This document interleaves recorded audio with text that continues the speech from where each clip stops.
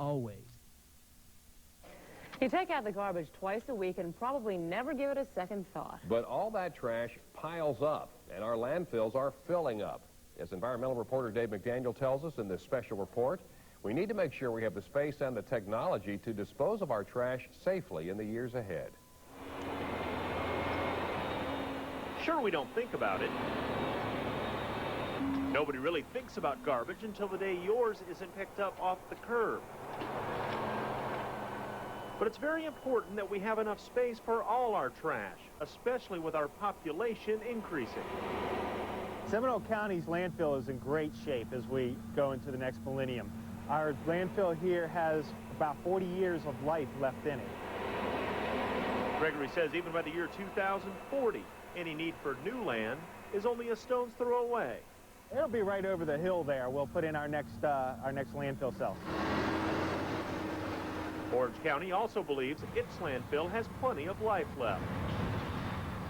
By the time the clock strikes 12 on the year 2000, they will no longer be putting trash in this section of the Orange County landfill. Instead, they will have moved downhill to this area that looks a little bit like a beach. This new cell at the landfill should last them through the year 2003. And the plan doesn't end there.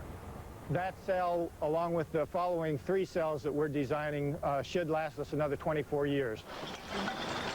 Our trash future involves more than space, though. With mandatory recycling, nearly 40% less trash is going into our landfills today than a few years ago. So this goes underneath.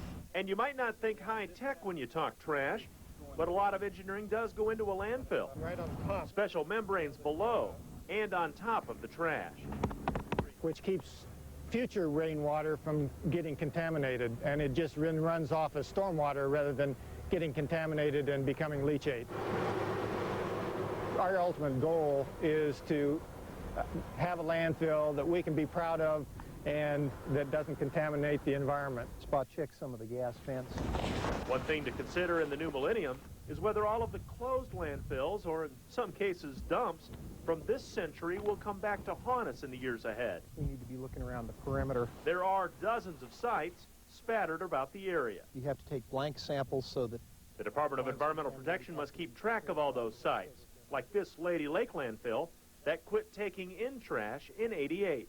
it's quite likely that there were bottles of waste oil, possibly products contaminated with gasoline that were placed for disposal in this landfill. And it's those traces that are showing up. Bradner stresses that traces are so tiny, this landfill isn't currently threatening the environment. But he says that's why they use monitoring wells to check all the closed landfills a couple of times a year.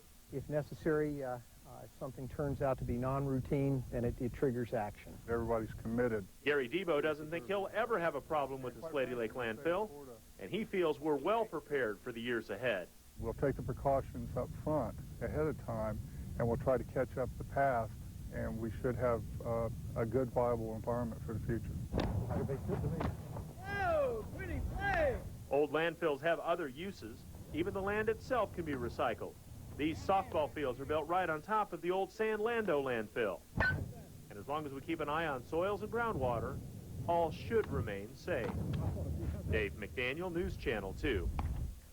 It was a nice day even if you had to be out at the landfill today. No kidding. Absolutely beautiful. And Dave, hopefully this continues for a while. It's looking pretty good here for the